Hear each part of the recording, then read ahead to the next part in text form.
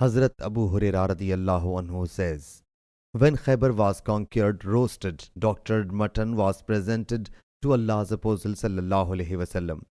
Allah's Apostle sallallahu alaihi wasallam said, summon all the Jews here to me. So they were gathered there. Allah's Apostle sallallahu alaihi wasallam thereupon said to them, I am going to ask you a question. Will you give me the true answer? They replied, O Abul Qasim, yes. So Allah's Apostle sallallahu alaihi wasallam said to them, who is your great grandfather? They replied, so and so is our father. Allah's Apostle sallallahu alaihi wasallam said, you are telling a lie, rather so and so is your grandfather. They said, you have spoken the truth and behaved with integrity. He sallallahu alaihi wasallam again said, if I ask you a question, will you give me a true answer?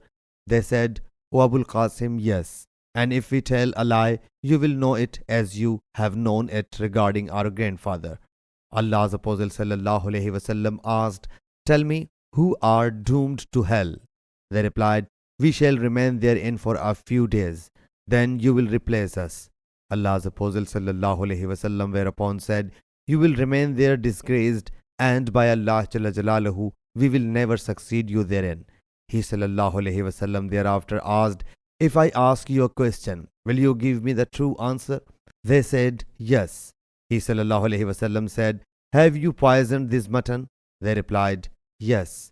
He sallallahu alaihi wasallam said, who exhorted you to do so?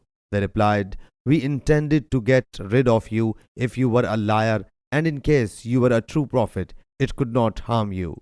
Sahih Bukhari, Hadith number 5777.